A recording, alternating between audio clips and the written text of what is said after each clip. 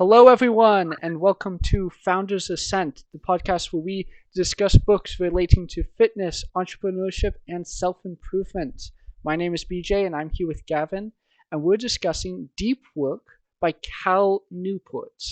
We've been reading this book this week, and hopefully, you saw our last episode where we discussed Atomic Habits. But now we're here talking about Deep Work. Gavin, what are your first thoughts about the book? Yeah, Deep Work was a solid book. And in this episode, we're going to talk about the few takeaways that we were able to take away from this here book to start off and lay the foundation for what we're going to be talking about throughout this entire podcast. I'm just going to define a few things here defined by Cal Newport in his book. Starting off here, what is deep work? Well, he defines deep work as work performed in a distraction-free environment that pushes cognitive capacities to the limit, creates new value, improves your skill, and is hard to replicate. He also defines shallow work here. He defines shallow work as non-cognitively demanding logistical style tasks that are easy to replicate. And then the last thing I want to talk about here is the equation that he uses, which is time spent multiplied by intensity of focus equals amount of high quality work produced. And those are going to be the most important things for you guys to understand here starting off. Yeah, and I think one of the key things that deep work adds is this idea of intensity as another thing we should be trying to maximize. Not just quality and quantity or consistency, but intensity, which actually produces higher quality and faster work just by being in the right mindset, the sort of flow state, which is also talked about in Atomic Habits. He says that humans are in their most productive state when they're just at the edge of their abilities. Not so difficult that they give up and it's just impossible to make progress, but also not so easy that they get bored and they make lazy mistakes. And so with that being said, and these books really do sort of help play off one another, as Atomic Habits talks about, building up habits to be consistent.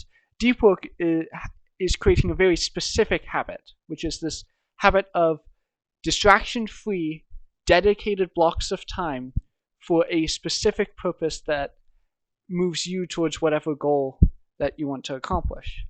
That can be writing a book, that can be working on maybe a technical project or invention or something like that. But it's really important to get into a consistent habit of having these deep work sessions, whether that's you dedicate a block of like 3-4 months out of your year just to working on this one thing.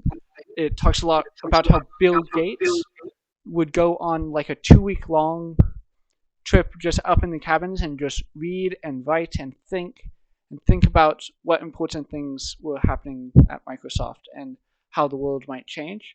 But it also talks about sort of reporters using deep work to write their books and articles just by dedicating this part of their time and quickly being able to transition to this distraction-free state where they can focus on writing and getting stuff done. And so getting into this deep work habit is really important to have the highest quality results and the most focused results you can get, which is what society is going to value. You're going to need to play around with that essentially and see what works best for you. Maybe you're the kind of person that can sit down and work on something for an extended period of time. You block out, say, 4 hours of your day that are going to be spent on coding per se, or maybe you're a student and your schedule is changing all the time. You have classes at different times each semester, and you're not necessarily able to stick with one fixed schedule for an extended period of time, like somebody that is in a job and has been for a really long time. And so you just need to play around with it a little bit. And maybe you're the kind of person that is kind of just sitting down at your computer and learning how to code or something like that, which would be your instance of deep work whenever you have the ability to do so. Yeah, and you really just have to play around with it as much as you can. And getting back to the deep work equation here, the time spent times intensity of focus equals the amount of high quality work produced. That addition or that variable that he adds with the intensity of focus, I think is really cool because while it is intuitive when you hear it, it's not necessarily something that's on the forefront of your mind.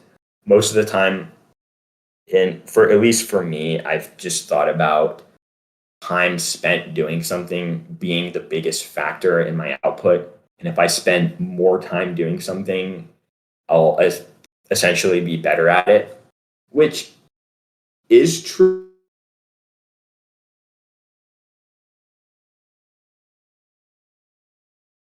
Best to take all this shallow work out of your life and replace it with deep work as best you can.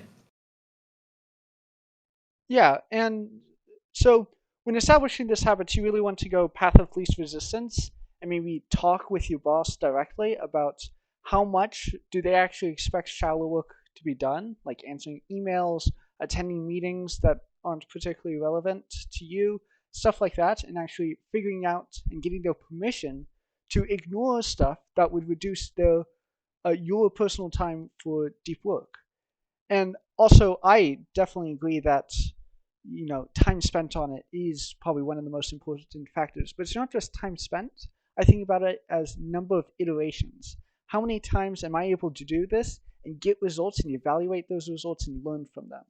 And so by doing as many iterations as possible and going over and over and doing something where gradually, incrementally, you can see those gains, like we talk about in Atomic Habits, I think that's sort of the most important thing that when it comes to producing success. But I also think that another important thing which deep work covers is you can't just be working all the time. You need time to be bored and come up with ideas. And if you are consuming shallow work whenever you're bored, I think you're wasting a great opportunity to be creative and be in the moment because the shallow work is just destroying your attention span with this quick 10, 30 second media bites that don't give you a whole ton of information but gets you just a quick dopamine spike and rewards you or whatever. That sort of thing, it destroys your ability to do long term work. And so being bored and taking that time to be creative and just think maybe rather than just consuming content, I think that's really important part of deep work. Just finding time in between to be bored rather than immediately going towards shallow work. And becoming the kind of person works works as deep as humanly possible, you need to be the kind of person that is able to embrace boredom to the best of your ability. So if you're the kind of person that scrolls through social media after, say, 5 seconds of boredom, then your attention span isn't long enough, right? And social media's effects essentially are pretty bad in Cal Newport's opinion, and we're definitely going to talk about social media later. But right now, I just want to talk about how you need to make sure that you're focusing, or like BJ was saying, doing your best to take away this shallow work because this shallow work is limiting your attention span. If you're in the middle of something important and you take a break and you start looking through your email or something like that, which would be considered shallow work, you're taking away from that and you're definitely going to be harming yourself long term because your productivity is going to decrease a lot. So we want to make sure that we're spending as much time as possible in deep work rather than shallow work, which is ruining your attention span. And if your attention span's ruined, then how productive are you really going to be? Because you're not going to be doing much deep work in the end, right? Yeah, and I would say if content takes less than 10 minutes to consume, it probably isn't really providing enough value for it to be worth your time. Because if you consume, 10, 15 1 minute clips, you probably will forget almost all of them, or all but one or two. But if you watch a 10-minute video about a very specific topic that you're interested in, you're probably going to retain a lot, if not all of the information in that video, or if you spend that time reading an article, or however you want to consume information. I think if you can convert all the time wasted scrolling on social media to time spent listening to podcasts, listening to lectures, reading articles, reading books, and just convert all your wasted time to actual useful time, I think you're going to see fantastic results just by spending time on stuff that's more meaningful and that actually produces results towards the goal you're working towards, rather than just mindlessly consuming content and not getting anything out of it. And this is not a war against social media. We're obviously, we're on TikTok, we're on Instagram, we promote our podcast there. Although I don't There have, are caveats. yeah, I don't have TikTok except for business. I've never downloaded TikTok for personal reasons. And Gavin, I believe you don't consume any Instagram content at all for personal reasons either, Currently, right? no, I don't. I used Yeah, to. I don't anymore. I right. think it's wasted. Yeah, and it's just you know it's bits of information that aren't really worthwhile and doesn't really work towards where we want to go.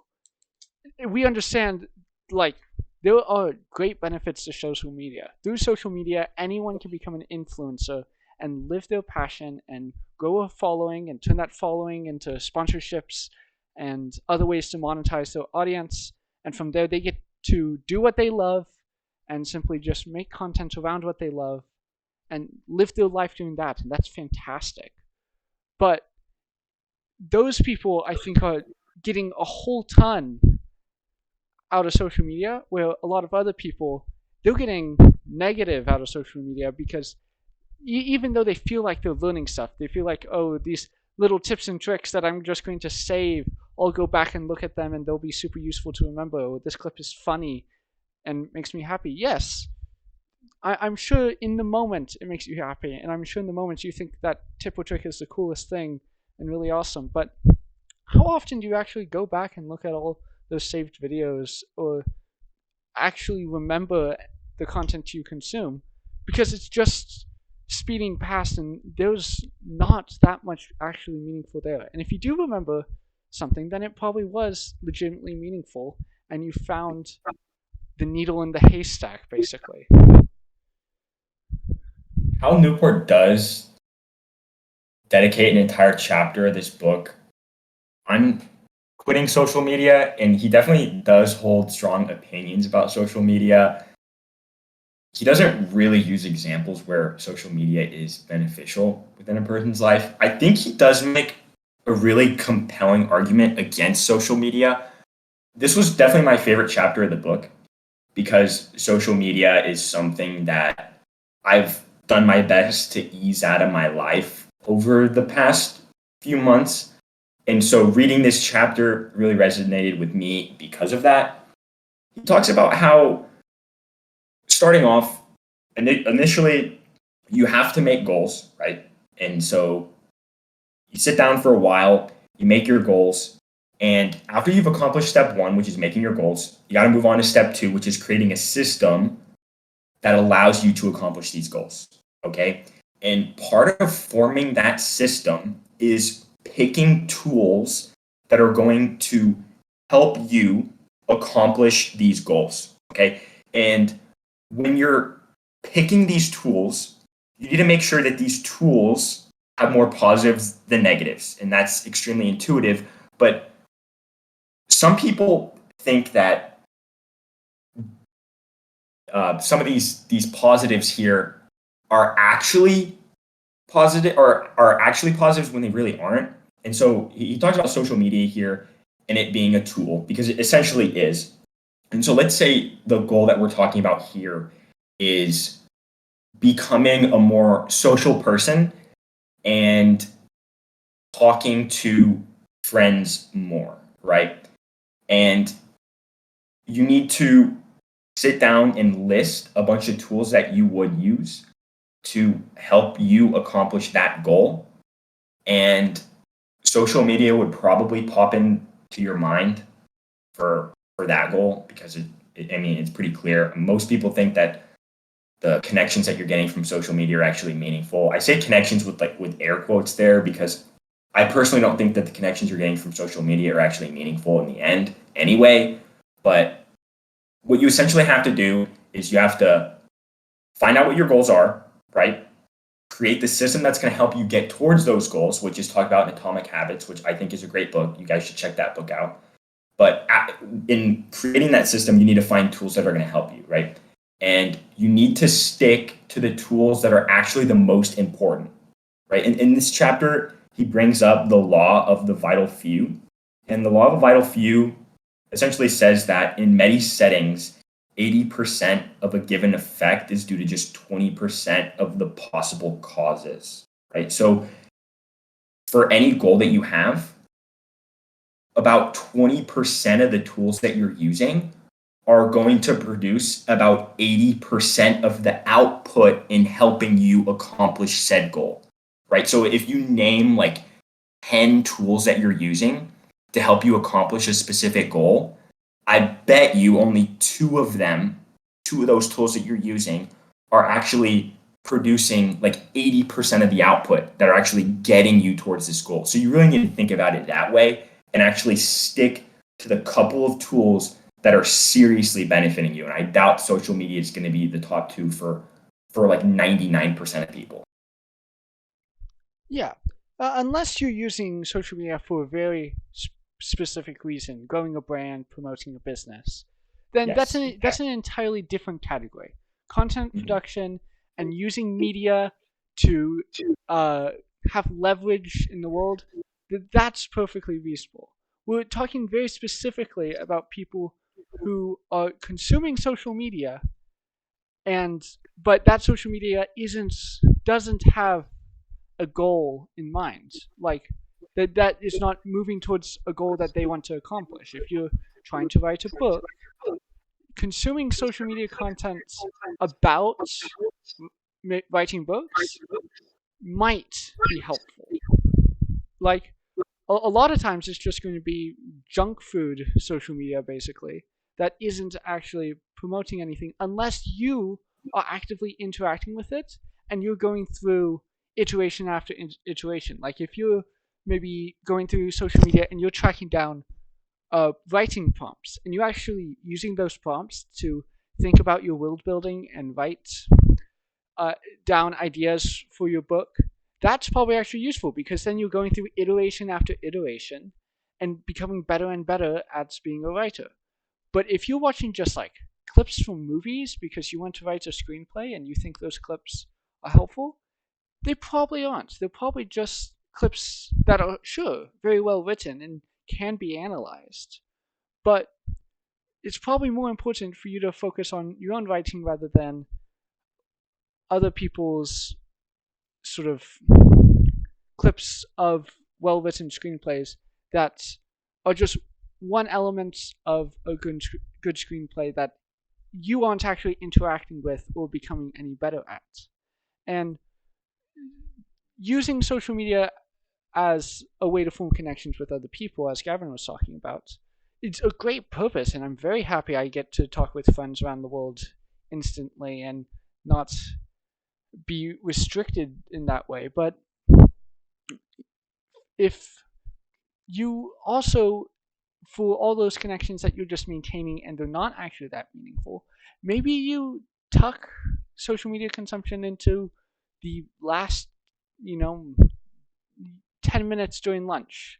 Like at the end of lunch, you'll scroll through and make sure that, oh, you'll see this person is getting married and you'll see all this great stuff about people that were once probably very meaningful in your life or that you've met online and you enjoy interacting with. But you shouldn't let social media become you shouldn't let social media consume your other goals and passions and what you actually want to accomplish, right? And that is going to be done through systems, as Gavin discussed, but also, especially for maybe academics or people in the professional life, placing a system of screeners for your email and getting in contact with you also is probably going to be helpful for you. Having an auto response on your email, like, uh, if this is in relation to this, you should contact this person. Don't contact me. If it's and do conditionals like that and go through that. If you're going to contact me, it's be a very specific reason, and it shouldn't be something that I'm going to have to redirect you to another person. And also put those conditionals at the end of your emails. Like if someone wants to meet for coffee, don't just say yeah. Say yes. I've attached specific times and dates. Pick any one of them.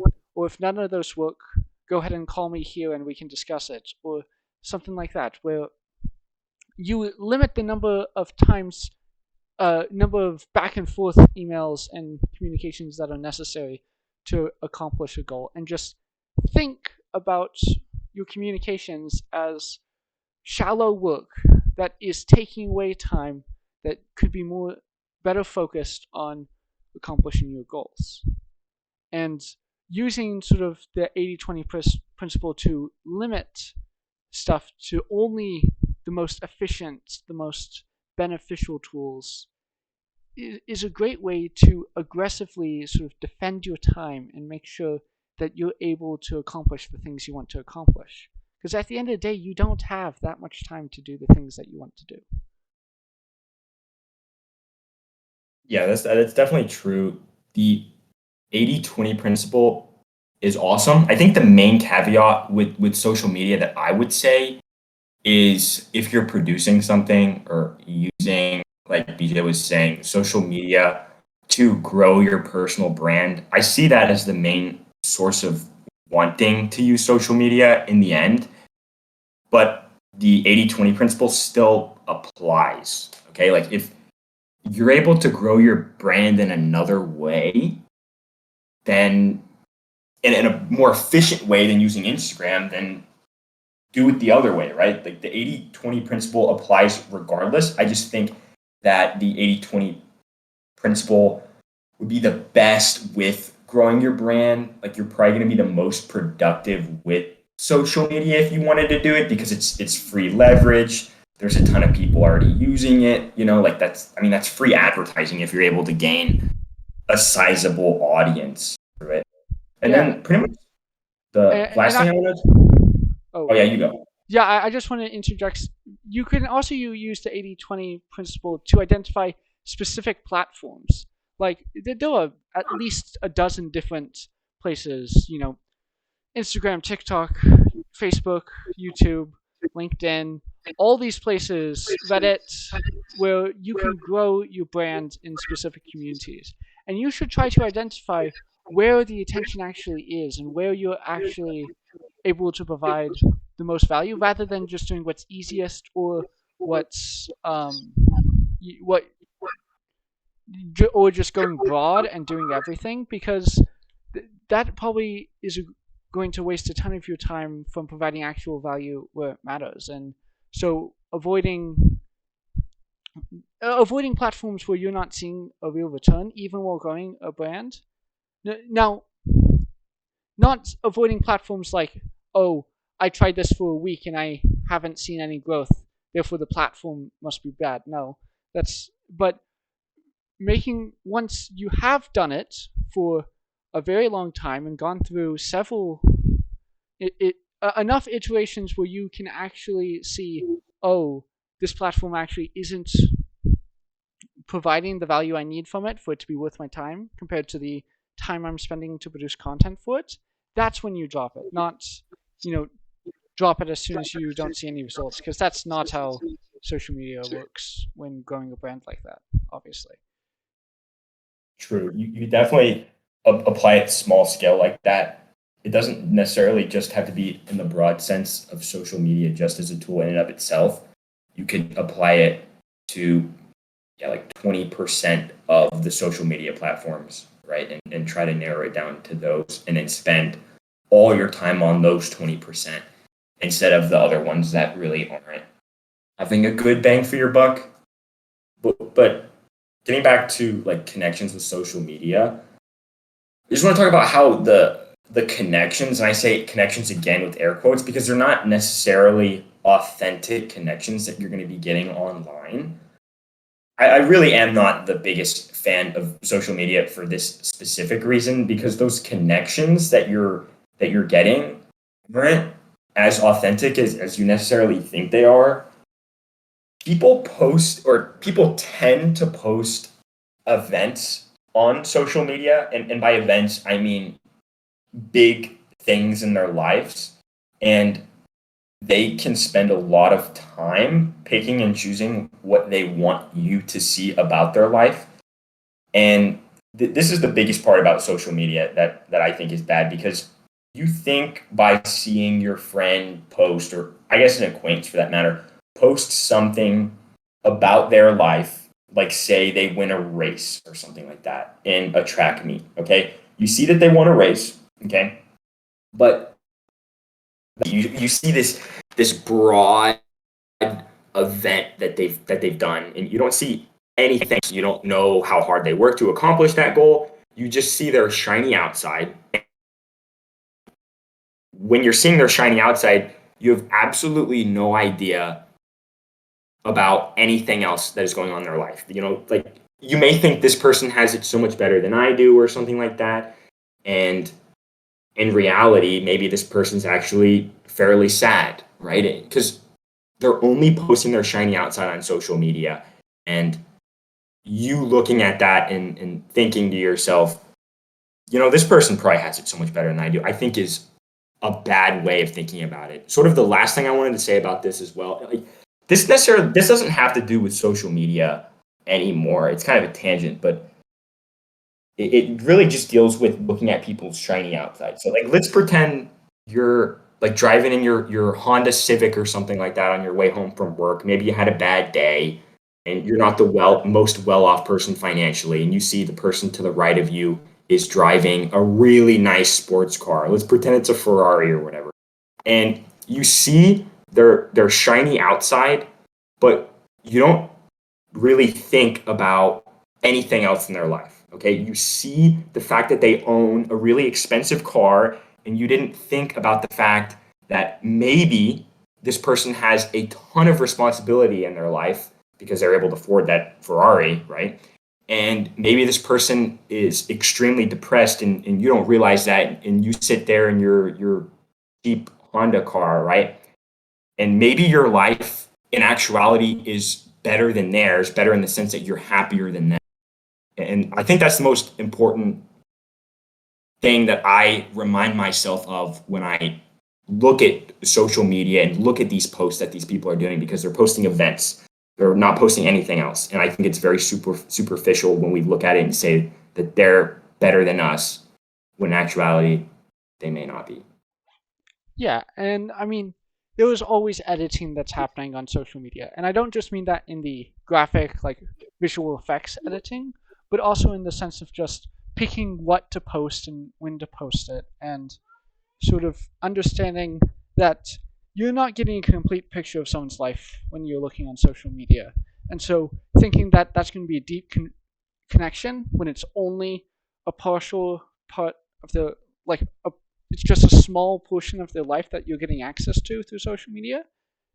Like, I don't think it's hard to understand that it may not be the deepest connection when you only get a fraction of their life in those posts. And so keeping track of what connections are actually meaningful through social media and what connections are superficial and sort of a waste of time because they don't move you closer to your goals of being a more friendly person and uh, having whatever success you want, whether that's in relationships or in wealth or in health or happiness or whatever else, or whatever other metric you would define success as.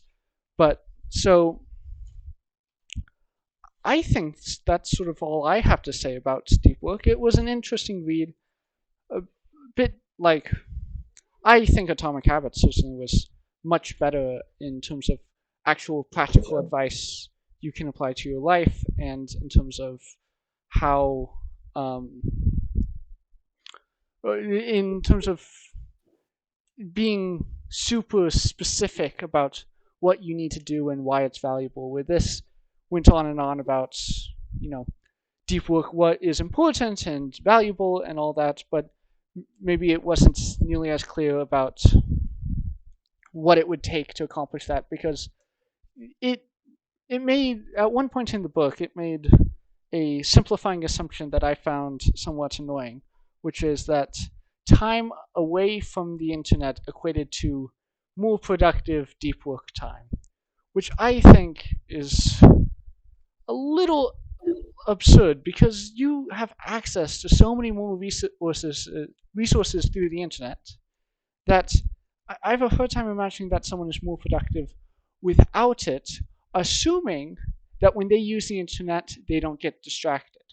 Because access to so many more resources also means you have access to so many more distractions. And so just identifying what is a distraction and identifying what is productive, I think, is the key takeaway from this book.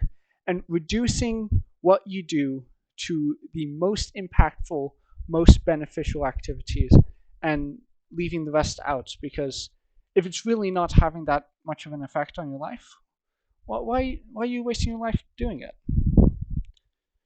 Yeah, guys, don't waste your life doing anything. Okay. But I think, yeah, I Atomic Habits was definitely a better book overall. Deep Work is solid. There are a few things you could take away from it.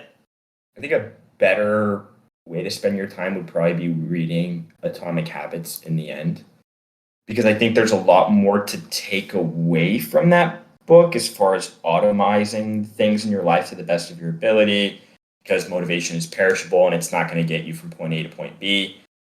It may help you start like initiating things in your life, but it's not going to get you from point A to point B, right? And Atomic Habits does a good job of describing things in depth. How Newport does a good, he does talk about a lot of the same principles and ideas, except he chooses to dive deep into other areas. He spends a lot of time in this book describing why working deep is important, which I think he could have said in like 5 pages, but he chose to spend like a third of the book talking about that. Like, if you guys wanted to read this book and you haven't already, I recommend reading the chapter on rule number 3 about quitting social media. Like, you could probably only read that chapter and still take away a lot of material from this book. And again, it would be a better way of spending your time, maybe just reading chapter 3 or just reading Atomic Habits for that matter. But yeah, essentially the main takeaway from this book, in my opinion, would be to eliminate the distractions as best you can from your life. In that social media chapter, he was talking about the 80-20 rule. Stick to the 20% of things in your life that are giving you 80% of the benefits or growth in that towards that particular goal, right? So stick to the tools that are actually helping you, okay, and eliminate the ones that aren't. And I think in the end, you're going to be fairly successful and more productive than you would have been otherwise. Yeah. So I think that's all we have to say. Thank you Yeah, I so guess much. it is all. Yeah. Thank you so much for listening. Next week, we're going to be covering Never Split the Difference by Chris Voss, the former CIA hostage negotiator. So I think this is going to be a really interesting book about how to handle negotiations, and a different style book from the past two that we've worked on. So if you want to read that, go ahead and read that this week, and we'll be back here Tuesdays at noon for that. We hope the audio was okay. We're recording this virtually due to personal arrangements with both of us not being able to be in the same room at the same time. And we'll probably do that as well over the break for the holidays. but we'll be back doing it in person and probably with better quality audio in the future. Also, we still have the static background, so if you have a recommendation for what you would prefer to see there that would be more helpful, or if you just don't care, then tell us that the static background is fine. But we would love your feedback in the comments about this, and go ahead and subscribe so you can keep up to date with how you can become more successful and productive in your life. Anything to add, Gavin? The last thing I want to add is if Never Split the Difference is a bad book, then it's BJ's fault, not mine. It He came picked it. highly recommended. I think we are fine in that department. But we appreciate you listening, and we'll see you next week. Bye.